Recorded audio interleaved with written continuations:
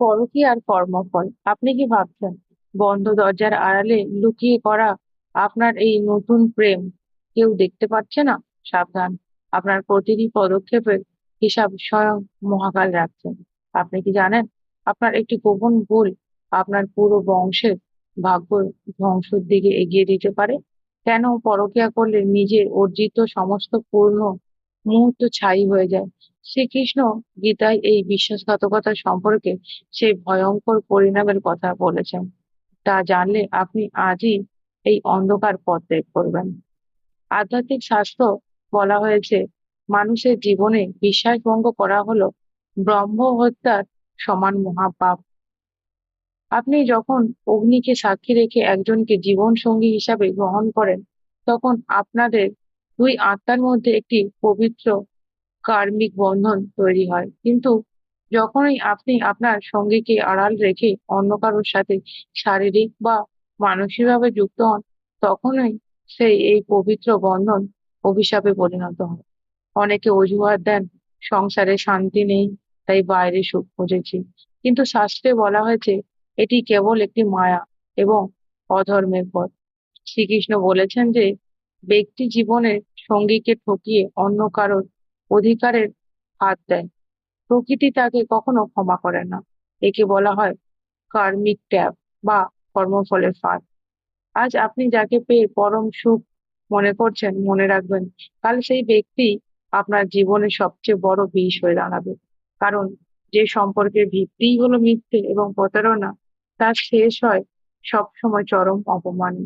আপনি হয়তো ভাবছেন আপনি তো খুব সাবধানে করছি, কেউ জানবে না। কিন্তু কর্মফলের চোখ কখনোই ঘুমায় না। পরক্রিয়ার পাপ কেবল আপনার একার মধ্যে সীমাবদ্ধ থাকে না। পুরাণে স্পষ্টভাবে বলা হয়েছে যে এই ধরনের বিশ্বাসঘাতকতার প্রভাব আপনার পরবর্তী প্রজন্ম ওপরে পড়তে পারে। আপনার করা এই মহাপাপের ফল আপনার নিরপরাধ সন্তানদের ভোগ করতে পারে। আর তাদের জীবনে বারবার বাধা আসতে পারে। বিয়ের পর হঠাৎ বিচ্ছেদ হওয়া অথবা সারা জীবন অভাব অনটনে থাকা, এগুলি অনেক সময় বাবা মায়ের করা এই বিশেষ গোপন পাপের প্রতিফলন। পরকীয়া করলে আপনার গৃহের লক্ষ্মী বিদায় নেন এবং অলৌকিক ছায়া আপনার বংশের ঐশ্বর্য ও মান সম্মান ধীরে ধীরে ধুলোয় মিশিয়ে দেয়। আপনি কি চান আপনার ভুলের শাস্তি আপনার সন্তানরা পাক? মৃত্যুর পর আত্মাকে এই বিশ্বাসঘাতকতার জন্য যে যন্ত্রণার সম্মুখীন হতে হয়, তা বর্ণনা শুনলে গায়ের লোম খাড়া হয়ে যাবে। যারা অন্যের ঘর ভেঙে নিজের ঘর সাজাতে চেয়েছে, তারা ইহকালেও শান্তি পায় না এবং পরকালেও প্রেত লোকেও যন্ত্রণায় দগ্ধ হয়। প্রকৃতি সবসময় সুদে আসলে হিসাব বরাবর করে নেয়। হয়তো আপনি এই জন্মে পার পেয়ে যাচ্ছেন, কিন্তু পরের জন্মে আপনি এমন জীবন সঙ্গী পাবেন যে আপনাকে বারবার অবহেলা করবে, প্রকাশ্যে অন্য কারোর সাথে সম্পর্ক করবে, আর আপনি শুধু চেয়ে চেয়ে দেখবেন, কিন্তু করার কিছু ক্ষমতা থাকবে না।